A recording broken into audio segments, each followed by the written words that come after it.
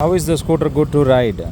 That's a very good question. So the scooter is really nice for city ride as well as highway ride, and I can show you the display in the shade how it looks. Hope it is much better, but still there is some lighting. Yeah, due to the light reflection, it is not so great visibility. Okay, very simple thing. Okay, fine. So right now the engine is on. You can see the scooter in the shade. Look wise it is pretty good, and it does attract the people eye, and people really get closer and have a look at the scooter. Some people inquire also what is the cost, how is the mileage, to my knowledge, this scooter is very nice to ride. The rideability inside city as well as the highway, it is pretty good. I currently own a Suzuki Gixxer SF 250. So from bike to coming to scooter, it was my body adjustment took some time to adjust.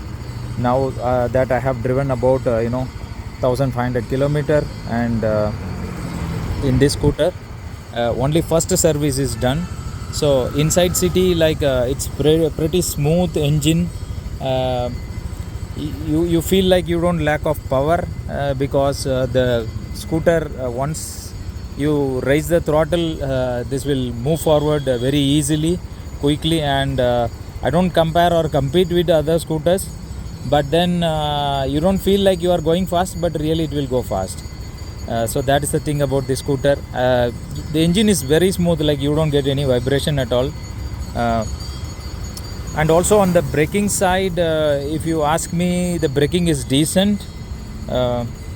So that there is a very good amount of bite. Both the levers what you see is for brakes only, and this act for starting the engine. You will have to press this left side brake and then press the power button, then the engine will start on.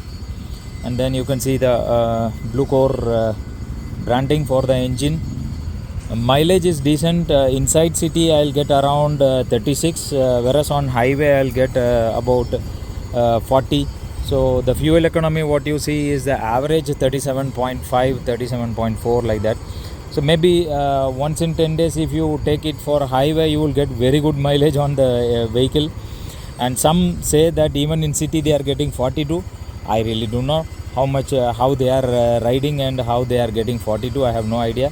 Yeah, maybe it is also possible that after second and third service I may get very good mileage. It's highly possible. Right now I am not racing in this scooter because the buying this scooter is not the purpose of buying this scooter is not for racing. I just enjoy riding. Even on the curves, the turnings, you have very good stability. The scooter nicely turn around. You don't feel like you are losing the power. It's absolutely having a very good grip on the road. The tires are from Seat Zoom, so it's a pretty decent tire for wet as well as dry.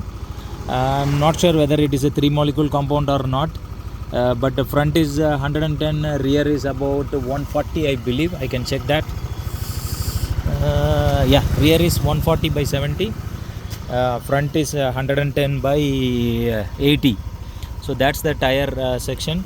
So far I haven't seen any puncture at all, and these are tubeless tires, radial tubeless tires, steel radial tubeless tires. Max load they mention as 206. The brakes are from Nissan caliper, and as you see these the front mudguard is quite short, but at the same time they have smartly designed the cover to avoid the splash. And you can see the indicators which are integrated in the front fairing, both the sides. You can see the indicator and then the branding logo. Brakes are from Nissan calipers, so that is pretty decent. And these are very nice alloy wheels, I would say. And then coming to the rear, if you see this rear one, you can hear the engine sound.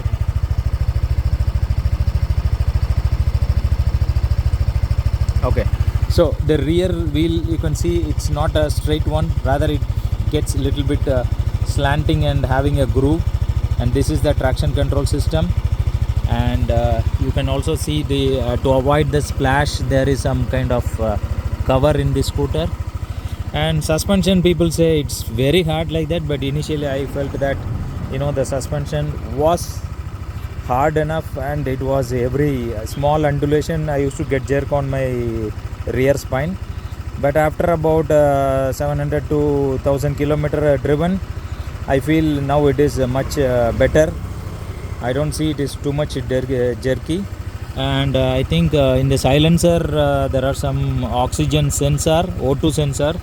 There will be two vents, one vent here, one vent on the other side.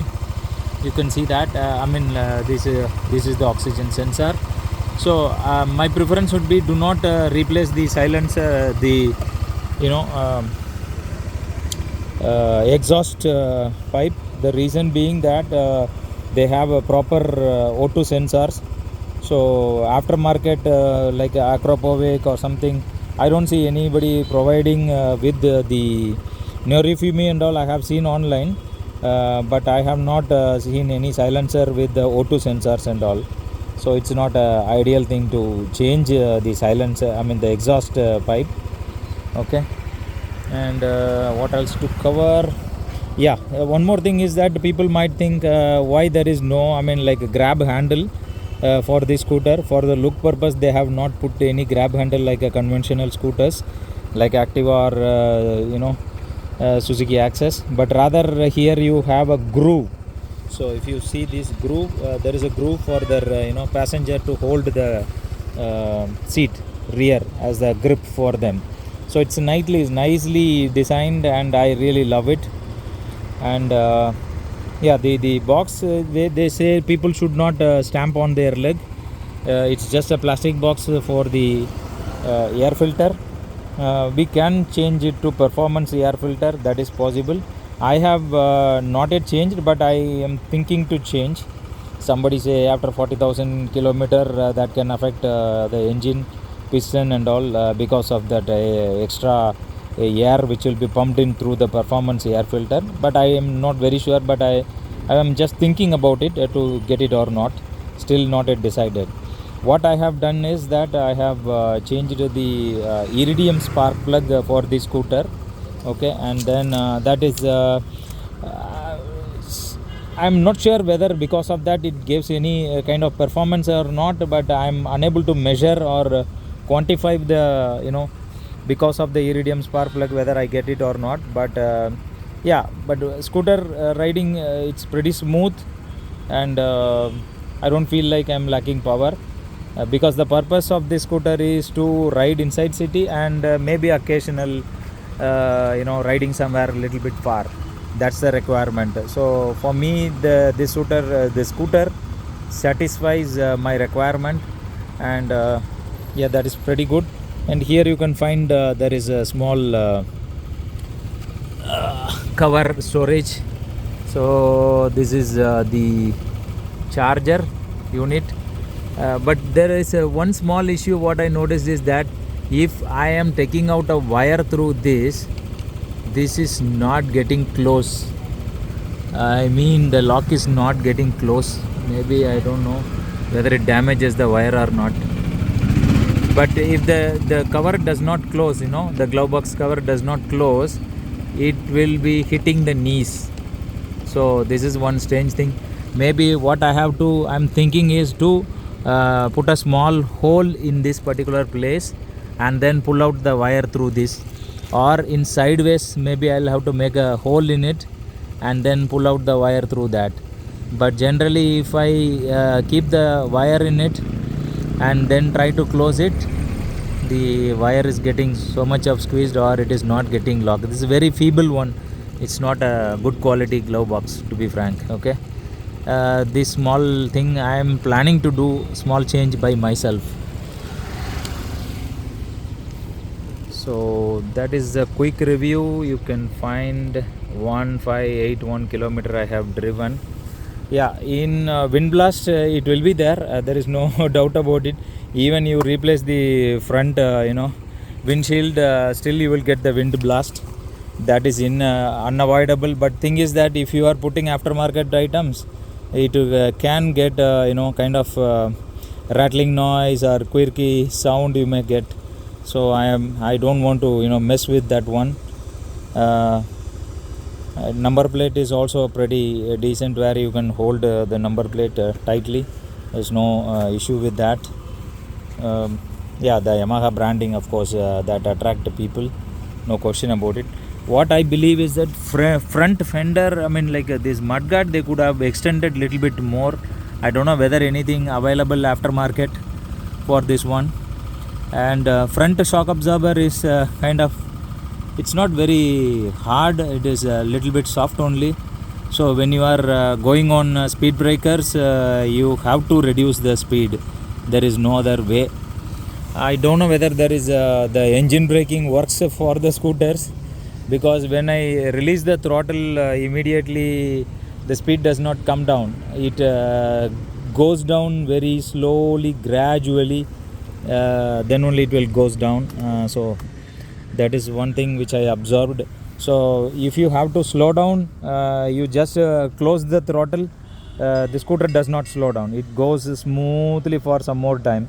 So you be mindful when you are seeing a speed breaker. You just have to far away, if you see the speed breaker, you can close the throttle, then the scooter will be keep on moving, then your braking will be reduced. Otherwise you end up in kind of hard braking, because the momentum inside the engine will be still running, and because of that the engine does not slow down. Overall, I would say that I am happy with the purchase. My intention is to get the R15 engine. Since I already have a Gixxer, I did not plan to go for Yamaha R15. Rather, I preferred like for city. Even nowadays, the bumper to bumper traffic, I am feeling very difficult with the Gixxer to ride, because the clutch is a kind of medium hard. So that's why I don't prefer Gixxer inside city. But for highways it is a absolute blast. I will put another ownership review after some days on the Gixxer SF250. So for now, yes, Yamaha Aerox version, yes, this is a very fantastic scooter. Anybody I would recommend. I don't I'm not a fan of electric scooters, because reliability and other things are there. And I'm not looking at very mileage saving also, because for me anything above 30-35 is very decent. So this scooter offer me about 36 point something inside city. This is after first service, okay. So next month I have a due for second service. After the second service, and yeah, let me check the mileage, but I better don't calculate the mileage, rather I would just enjoy the scooter. That is most important. As of now, I did not find any fault, or I never had any problem with the Yamaha Aerox. It's absolutely fantastic. And yeah, just enjoying the moment, and keep going. Let's see, ching until the end. So see you until the next video from me. Have a good day. Bye.